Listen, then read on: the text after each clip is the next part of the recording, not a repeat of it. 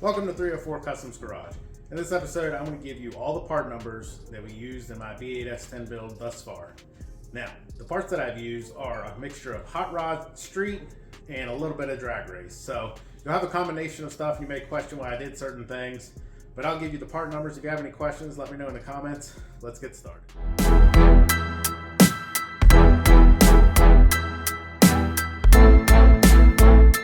First up on the list, shocks. We'll take a look at the front shocks. The ones that I used are Comp Engineering, and then I also used Comp Engineering on the rear. These are a budget-friendly shock, and they seem to work pretty well for their intended purpose, so we're going to find out soon enough, hopefully. Let's take a look.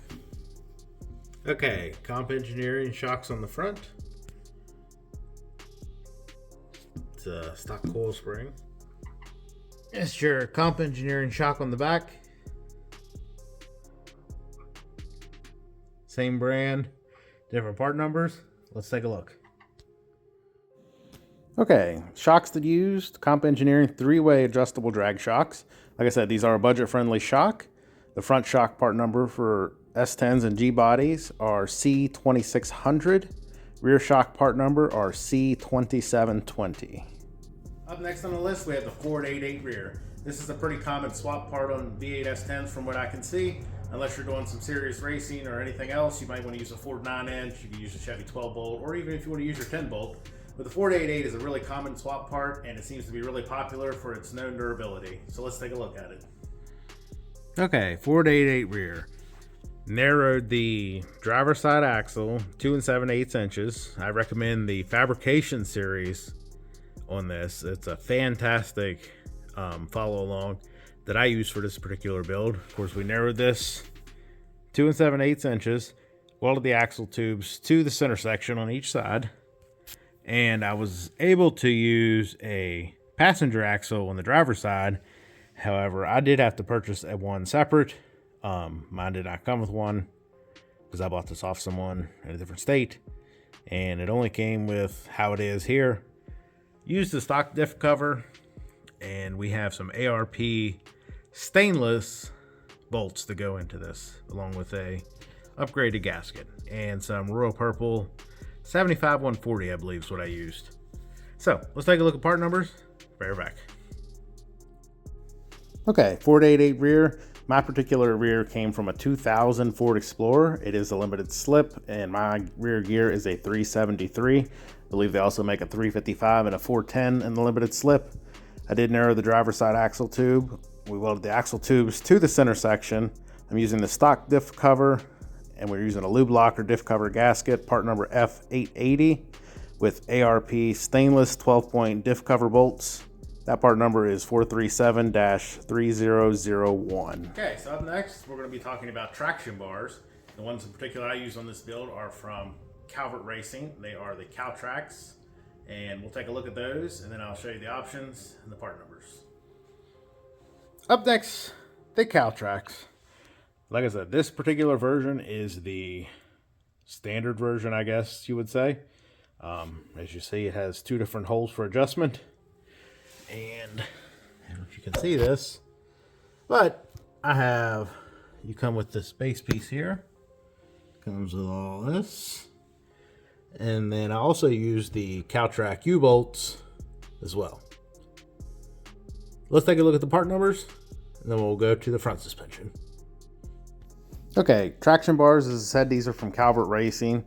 The 2-hole version that I used are part number 3700, and they also do make a low pro version. So instead of the 2 holes, as I pointed out, you only get the 1 hole for adjustment, and that part number is 3701.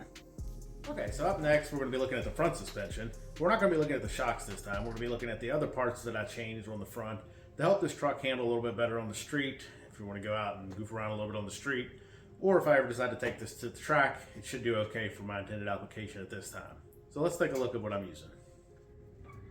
Okay, so front suspension, minus what we already covered about the shocks. We have Speedway upper control arms. These are the longer versions, and I believe they're 8.5s. And then we have the 1-inch taller ball joint, upper ball joint, should I say.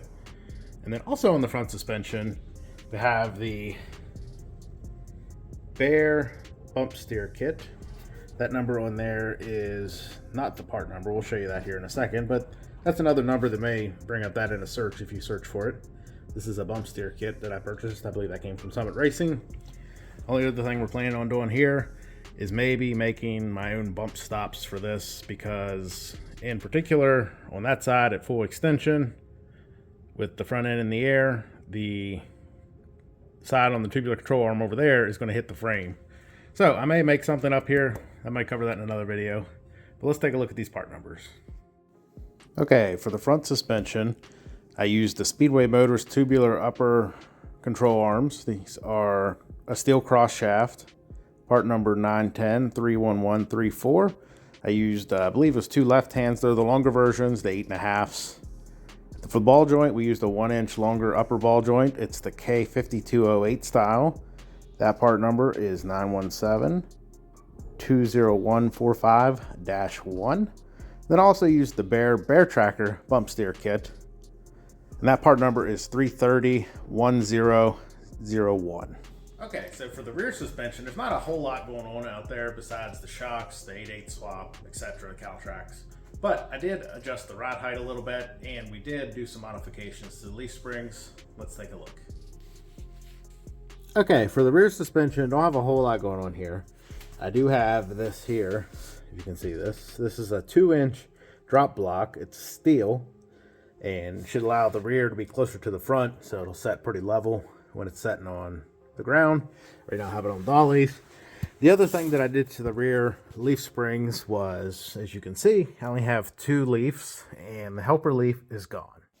Okay, rear suspension, remove the helper leaf spring, and then I have a 2-inch lowering drop block. Mine is the steel version. They make aluminum. I don't have a part number for you. I couldn't find the part number for that, but you can do a search on Summit, Google, Jegs, one of any of your parts stores, and you should be able to find one.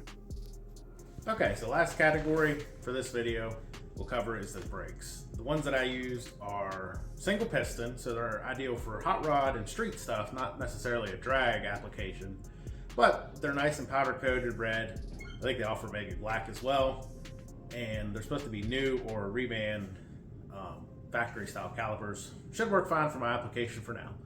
We'll take a look at that. Plus, we'll also cover all the hoses and adapter fitting you need to go from your Chevy brake lines to the Ford brake lines for your 8/8 rear. So let's take a look at the stuff, and then we'll get you those part numbers. Okay, so for brakes, we have power stop calipers here. These are for the S10. They're single piston, so not ideal for drag racing, but they'll be fine for my hot rod application for now. So I'll take it back to the back and we'll show you those too.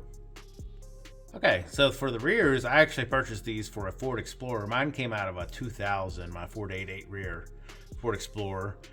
And I actually got the hoses from Rock Auto. The stainless brake line I bent myself, and it came from like Jegs or Summit. It's a 3/16 line, and the fittings, and then also you have this Ford brake hose here as well. I got that from Rock Auto. We'll show you the part numbers here in a second. And then you have this mysterious figure here. This particular fitting is an adapter that goes from the Chevrolet hardlines to the Ford rear brake hoses, and it's adapter. There is some questions about this, that if this is the correct one as well. Soon to find out. If you know that for difference, please let me know in the comments. I did see one subscriber said that his did leak, so word of caution there. You may want to check it if you do drive it. If you have any questions, we'll cover that, and I'll show you the part number that I used in particular, but it does fit and it bolts up just fine. So let's take a look at the part numbers. We'll be right back. Okay, first up on the list, we have some parts from Rock Auto. This will be a rear driver side brake hose that'll go to the 8/8 adapter from the Chevy hardline, part number BH380376. We have the passenger side hose is BH380528. In between those, I have a 3/16 stainless line with brake line fittings that I purchased from Summit Racing. The brake line conversion fitting that I used is part number 785-434. Like I said, you may want to check that, but it seems to bolt in just fine, but I've heard it may leak. For the rear brake calipers for the Ford, we used part number S4604. And then on the front for the S10, we used S4071 power stop calipers. Okay, so that's basically going to wrap up the Hot Rod V8 swap suspension on my S10 build so far. I have a lot of other videos on the channel. If you don't mind, check out one of those other videos. If you have any questions about what I covered or something that you've seen that you may want to know more about, please let me know in the comments. And as always, I'll see you next time. Thank you for watching.